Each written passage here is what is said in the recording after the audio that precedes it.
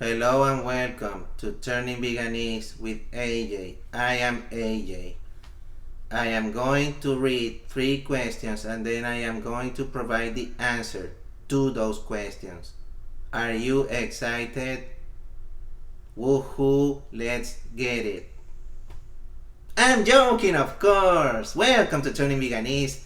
Of course, this is Dear AJ, the segment you all love. Come on, we all love. Who doesn't love Dear AJ? The segment where I am tortured by my production, They send me these horrible questions and I read them aloud. And then I try to answer them to the best of my ability for some reason.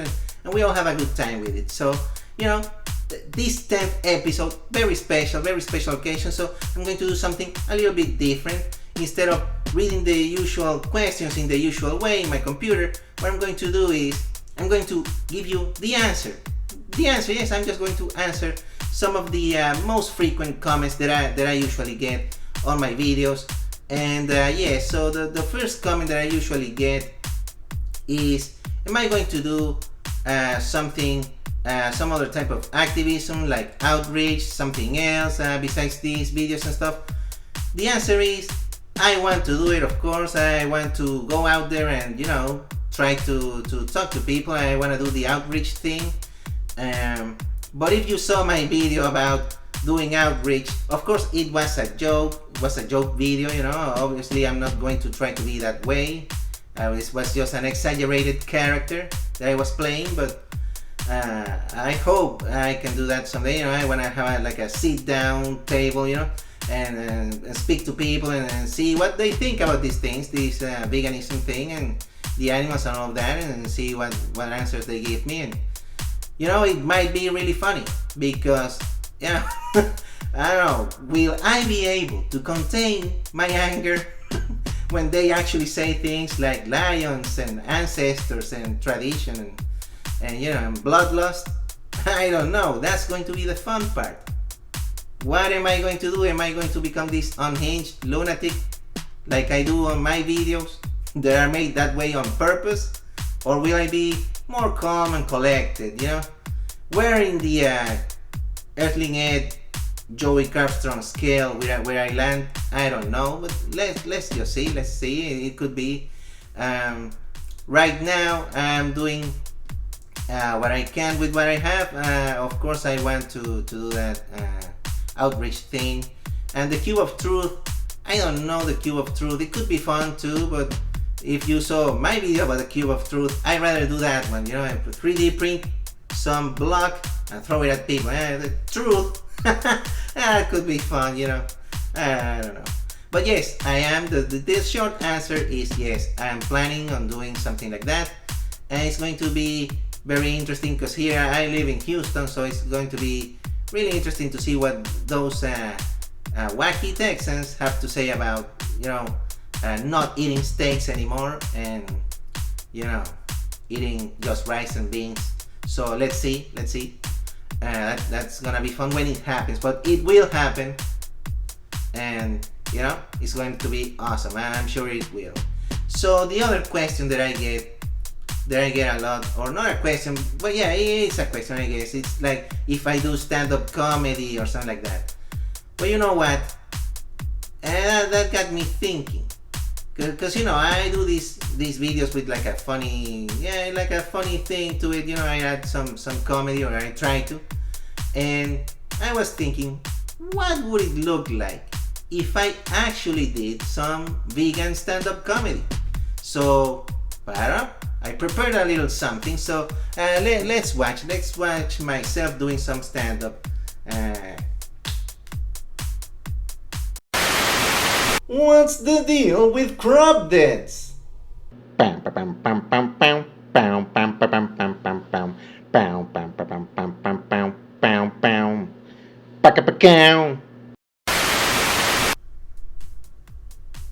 Yeah, not very good. You see, I don't know. What do you think?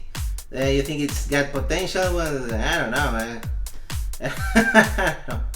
I would be a complete mess doing stand-up because I would be way too nervous and anxious and stuff. Like the social anxiety would completely destroy me from within. So that's why I just, I just record myself doing these videos, which already takes me completely outside of my comfort zone, but it's for the animals. So maybe I'll do some stand-up. Who knows? Let's see what happens. If my B12 levels allow me to do such a thing, let's see. And finally, of course, I wanted to answer a question that was asked by my dear friend Marlene. You know her as Revolta269. If you saw my live stream when I had that conversation with her, she did tell me about that thing that happened to her with going to this friend's house, and she sat on a couch, and the friend was like, "Ha, you're not vegan anymore because you sat on a leather couch." So I don't know, is sitting on a leather couch vegan? Is it not? I'm just gonna tell you, the only thing I can say, Marlene, is you can sit on my couch anytime, if you know what I mean. And by couch, I really mean my... What? I was going to say my sofa. Sofa, okay? I have a sofa bed, you see? It turns into a bed.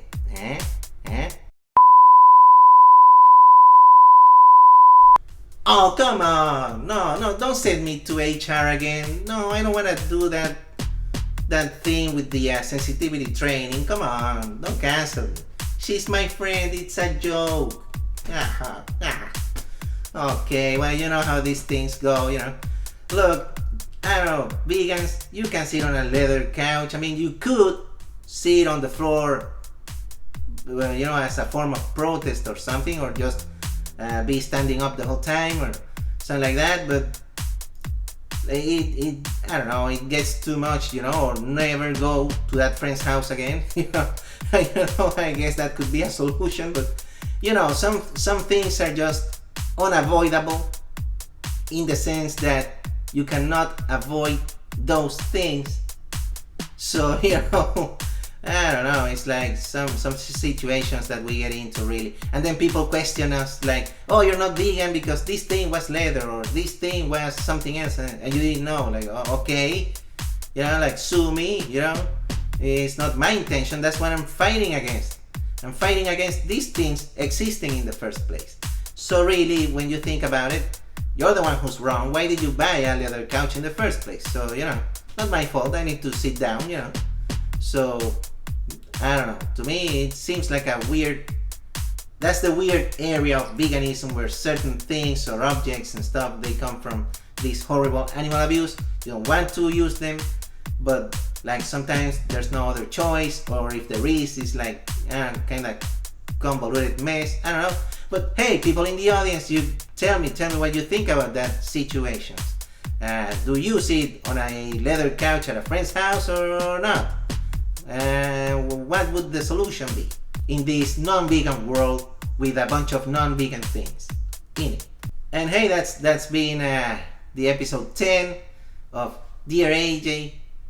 Next week I'm going to read more questions, and I'm pretty sure, if they let me, because now I have to go to that sensitivity training again. Gah! Stop hurting animals, start turning veganese. Till next time, AJ out. I'm gonna live forever, you numquats.